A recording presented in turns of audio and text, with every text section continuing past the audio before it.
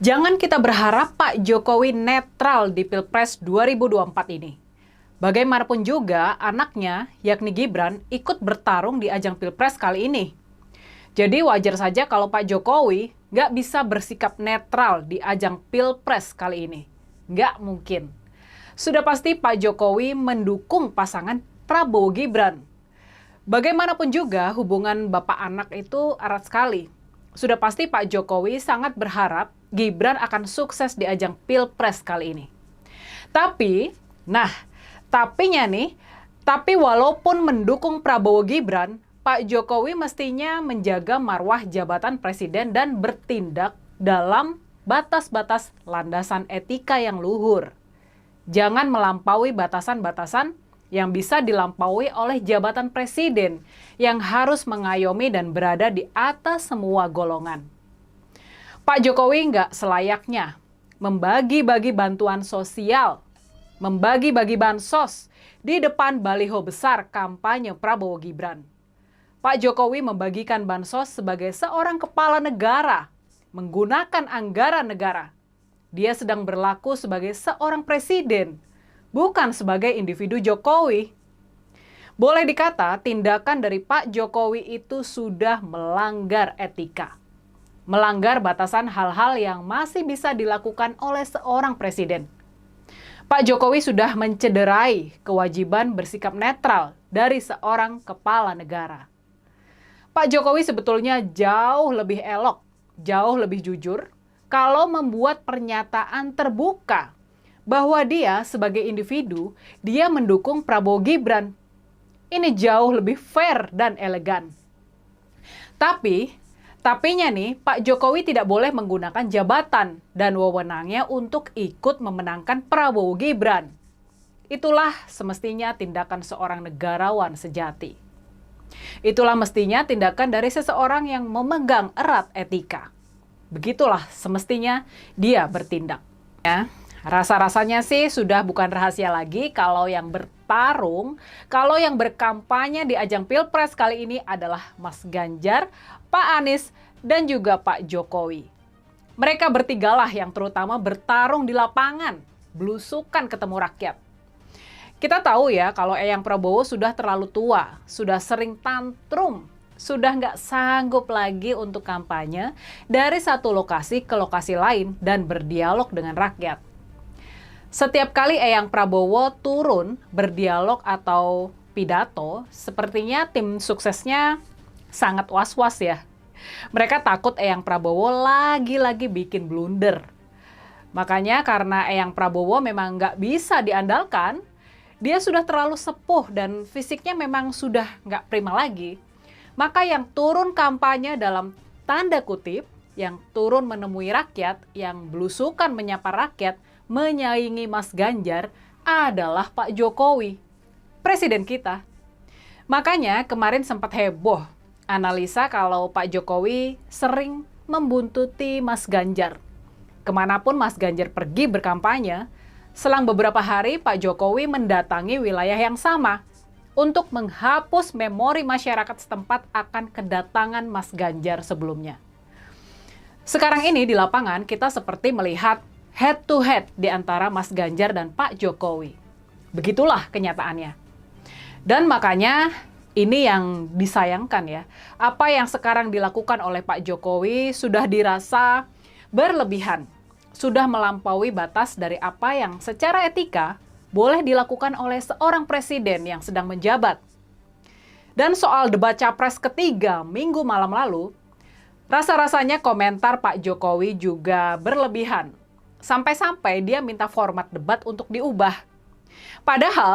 Padahalnya nih, sementara Pak Jokowi mengkritik jalannya debat, kebanyakan masyarakat malah memberikan acungan jempol dan menilai debat ketiga kemarin sebagai debat terbaik sepanjang sejarah Pilpres di Indonesia. Mungkin tanggapan Pak Jokowi memang sangat subjektif. Hal ini dikarenakan jagoannya kalah telak di ajang debat tersebut. Oke, kembali lagi di channel MD 2045. Salam inspirasi, salam NKRI, harga mati. Nah, teman-teman sudah mendengarkan sedikit edukasi dari saudara kita Rini Bedoyo mengenai dinamika-dinamika yang terjadi saat ini. Tentunya ada salah satu informasi yang sangat menarik mengenai Pak Joko Widodo, yang dimana Pak Joko Widodo ada isu-isu bahwa Pak Joko Widodo melakukan kampanye soal Prabowo Subianto. Nah, teman-teman mungkin lebih paham apa yang dilakukan oleh Pak Joko Widodo dan apa yang disampaikan oleh Rini Bedoyo. Nah, teman-teman, di sini kita akan melihat bagaimana agenda kampanye 4 Januari. Agenda kampanye 4 Januari, Ganjar ke Jawa Tengah, Anies Jabar, Prabowo dinas. Tentunya kita bisa lihat bahwa Prabowo Subianto dinas, sedangkan Pak Jokowi melakukan belusukan ke daerah-daerah. Masa kampanye pemilu 2024 memasuki hari ke-78 hari ini, Kamis 4 Januari 2024, semua calon presiden dan wakil presiden, capres dan cawapres yang bertanding turun ke sejumlah daerah. Dari jadwal yang diterima, bisnis capres nomor urut 2 ataupun yang dinamakan urut nomor 2 ini melakukan dinas sebagai Menteri Pertahanan, sedangkan capres nomor urut 3 Ganjar Pranowo akan berkeliling sejumlah daerah di Jawa Tengah. Pada pagi hari, Ganjar akan ada di Kabupaten Blora untuk bertemu dengan petani dan relawan. Pada siang hari, dia akan bergeser ke Kabupaten Rembang untuk menemui petani dan nelayan. Sementara itu, capres nomor urut 3 Mahfud MD akan berdinas sebagai Menteri Politik, Hukum dan Keamanan pada hari ini. Sedangkan capres nomor urut 1 Anies Baswedan akan melakukan berkampanye di Barat ataupun di Jabar.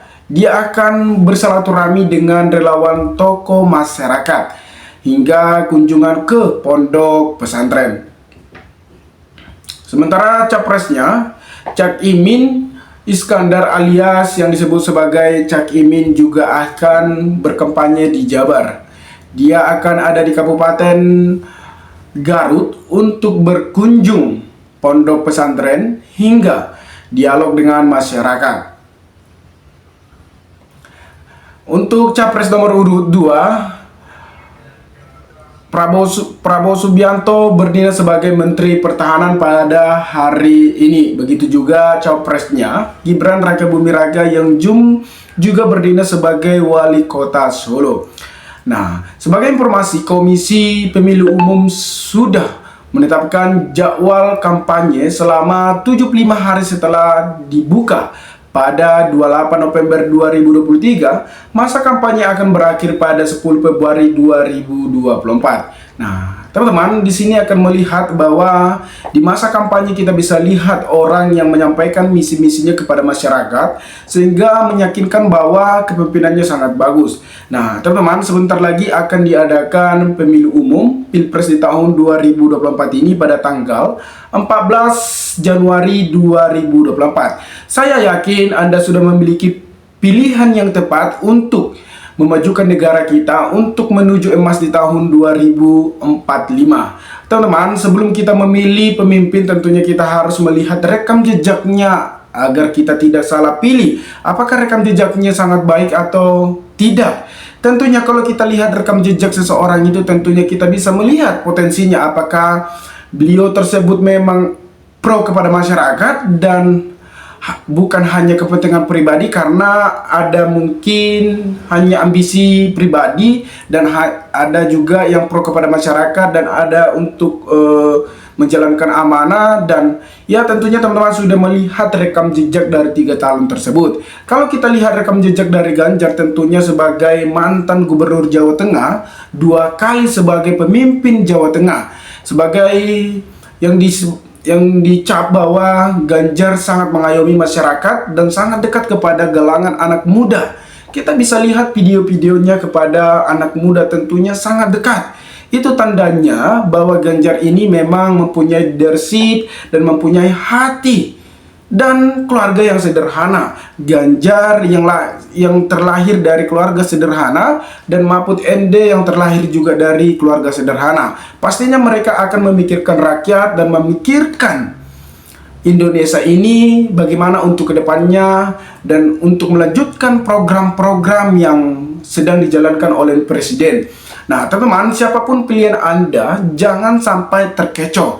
Kita sebagai masyarakat, karena kita adalah penentu siapa pemimpin negara kita dan siapa yang tidak layak menjadi pemimpin negara kita. Teman-teman, saya yakin bahwa pilihan Anda sudah tepat dan sudah Anda pikirkan ketika dipimpin oleh orang ini. Tentunya sudah tahu untuk kedepannya dan program-program misi-misi yang telah disampaikan dari program Anies Baswedan dan Cak Imin, dari program nomor urut 2 Prabowo Subianto dan Gibran, dan program nomor urut 3 Ganjar dan Mahfud.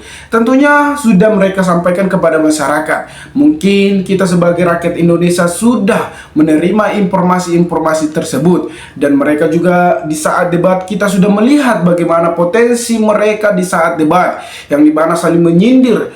Kadang kalau kita lihat perdebatan itu kadang mengarah persoalan pribadi. Makanya Pak Jokowi menyinggung kalau soal perdebatan tersebut kurang konkret, yang dimana perdebatan tersebut hanya menjatuhkan lawan, bukan lagi perdebatan soal misi dan visi untuk kedepannya. Nah, teman-teman mungkin lebih paham, maka berikanlah tanggapan teman-teman di kolom komentar agar kita bisa saling tukar pikiran satu antara lain. Salam inspirasi, salam NKRI, MD 2045 melaporkan.